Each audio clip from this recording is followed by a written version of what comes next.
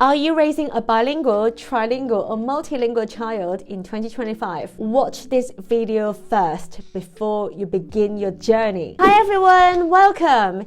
If you're new here, my name is Kai and I am a UK-based mom actively raising my two children to be trilingual in Chinese, Russian and English. This channel is all about helping other families do the same. So we've been on this journey since my first child was born in 2016. So it's been almost 9 years.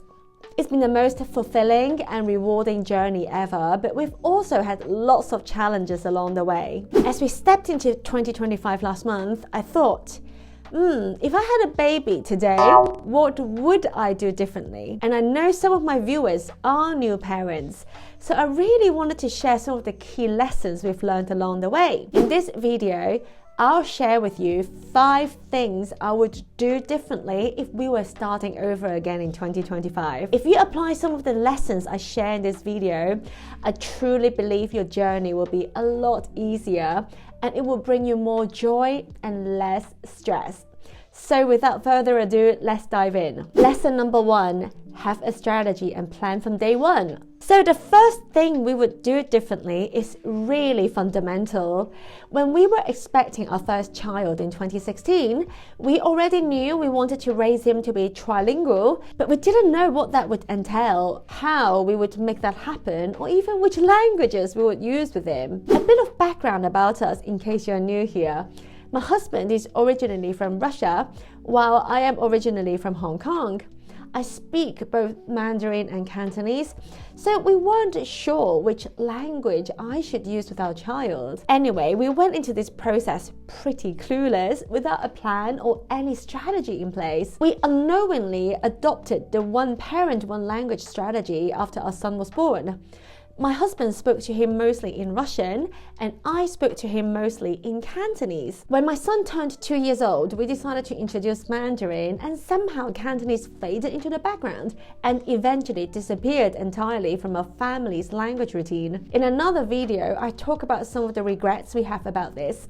Link down below if you want to check it out. If we were starting over again, I would really sit down with my husband and intentionally pick a strategy and work out some sort of plan together during the pregnancy phase. With hindsight, I do think it's possible to raise our children to speak 4 languages, and I might try to keep both Mandarin and Cantonese in a language mix by using the time and place strategy. So my advice to new parents is this: I would really encourage you to read up on the subject of raising multilingual children and write out a plan with your partner. The plan does not have to be set in stone, absolutely not, but it's better to have a plan than not to have one. It just gives you some directions. I've made a whole video guiding you through that process. Check out my free mini video course where I walk you through the process of creating a plan for your family's circumstances and guide you through a 5-step framework to kickstart your journey. And you can do that absolutely for free, link down below. Point number 2, dial in the consistency on my own part early on. Okay, now let's move on to the second thing that I would do differently.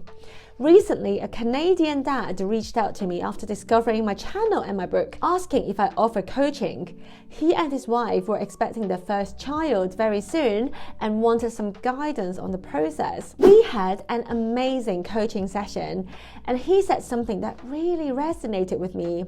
When I explained to him how he and his wife should try to be consistent with the one parent, one language approach, he said to me, yeah, I'll have to be really strict with myself. And I thought that's exactly what I would do differently if we were starting over again in 2025. I would really dial in the consistency on my part from day one. You see, the thing is, while my husband and I, broadly speaking, used the one parent, one language strategy with our children, we simply weren't very consistent. I would say that about half of the time we would talk to our kids in English. And based on my experience observing other multilingual families, consistency is one of the biggest challenges parents have, and one of the key determinants of success. In general, the more consistent you are in speaking to your child in the target language, the more likely they are going to understand the target language and later to speak it. I'll never forget what a nanny once told me about a family she worked for. At the time, I was struggling to get my son to speak our languages at home, and the nanny gave me some advice. She told me that the family she was working for was raising their children to be trilingual in Swedish, German, and English. The mom was Swedish, and the nanny told me that she had never ever heard that mom use even a single word of English with their children. Not once. And as a result, the children were perfectly fluent in Swedish. So if you are a new parent beginning your multilingual parenting journey this year, please take it from me. Be as consistent as you possibly can from day one. It will make everything so much easier. Your child will be getting more linguistic input in the target language, which will help with comprehension and speaking later on. Really focus on what you are doing.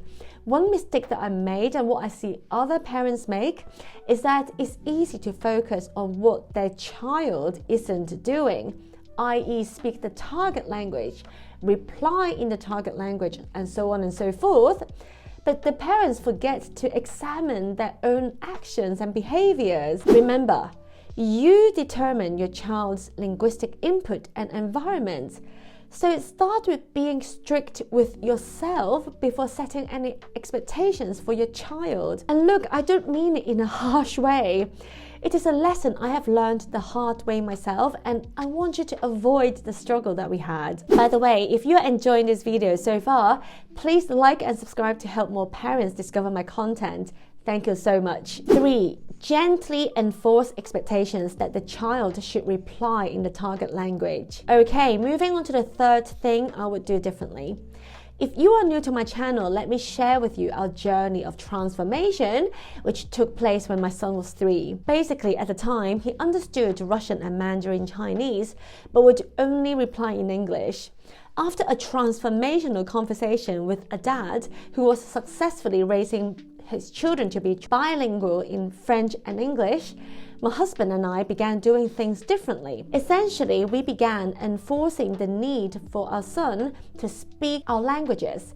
In practice, it meant asking him to repeat every English word or sentence he said in Chinese or Russian, depending on whether he was speaking to me or my husband. It was boot camp style training. But because he was so little, he actually didn't resist all that much, and within 3 months, it worked. He started talking to us and replying to us in Russian and Chinese. So you might be wondering, that's great.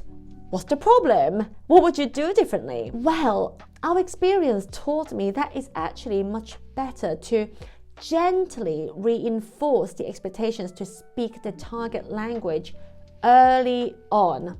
Let me explain. As I explained in another video, linked down below, raising a bilingual child depends on one equation: exposure times need. Exposure is essentially how much your child gets to hear the target language. Need is how much your child feels the need to speak the target language. Our son was getting plenty of exposure to Russian and Chinese, so he had no problem understanding these languages. But because we didn't enforce the need to speak the languages, meaning that we would reply to him in English when he started talking to us in English, he just didn't feel the need to speak our languages. It was as simple as that. What I would do differently if I were starting all over again is this. From the time he started speaking, I would very gently encourage him to use Chinese when talking to me. I truly believe that if we established very clear expectations and boundaries early on, we could afford to be a lot gentler and avoid the boot camp style training we felt like we had to implement. So if you are a new parent, gently set expectations and encourage your child to speak to you in the target language from early on. Very early on, it's very normal for them to mix their languages. I have made a whole video about that, linked down below. So there's no need to correct them explicitly, but you can still gently reinforce the target language.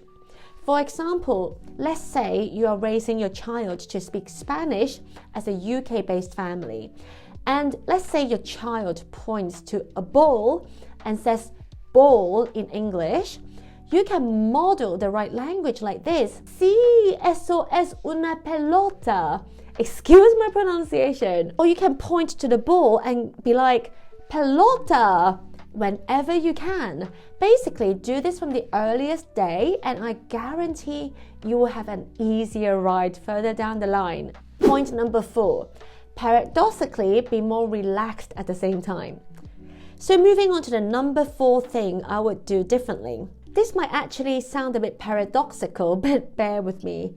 I would try to be more relaxed about the whole thing. What? But you trained your child bootcamp style. Yes, and that's what I would want to avoid if I were starting over again.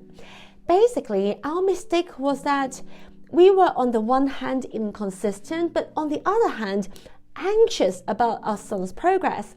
In hindsight, a way better approach would actually be this.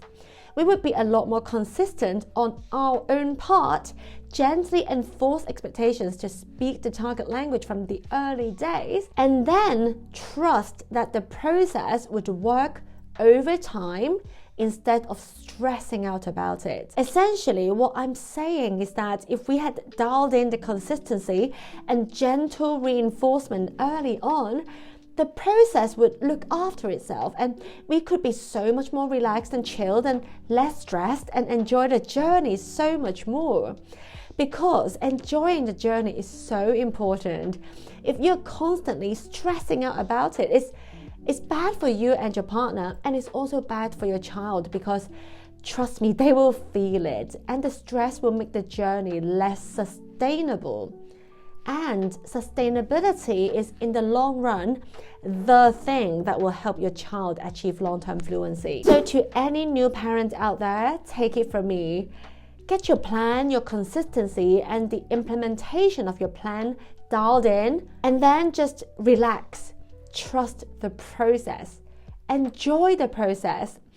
Your child will become fluent at their own pace, and everything will be fine. Troubleshoot when needed, but please try not to stress too much.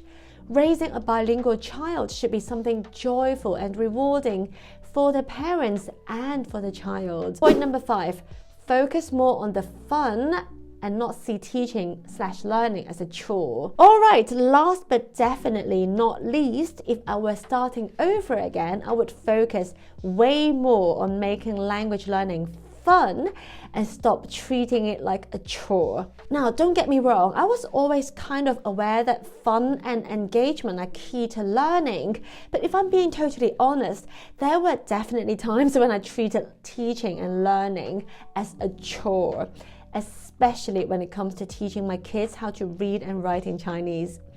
This mindset creates stress and frustration for myself and the children. I often found myself thinking, oh my God, why isn't he remembering this word, which I've taught him like 100 times? Our breakthrough came last year after I read Ali Abdaal's book, Feel Good Productivity. Essentially, I changed my mindset and decided to embrace the whole process with a more light-hearted approach and focus more on the fun aspect. Check out my video where I dive deeper into this transformation. So essentially, if I was starting over again in 2025, I would stop seeing language as a chore, but something fun. I would also introduce more interactive books, songs and audiobooks and stuff like that earlier on to make the process more fun. Remember, if your child enjoys using the language, they will feel more motivated to use it. So to any new parent beginning this journey, this is my message to you. Do whatever you can to make learning the target language fun for you and your child, whatever that looks like to you. Approach the whole thing with lightness and you'll find that everything just flows so much better and you'll get better results. Okay, so these are the 5 things I would do differently if I was starting over again in 2025. If you enjoyed this video, you'll also love the next video where I share 5 things I wish we knew back in 2016.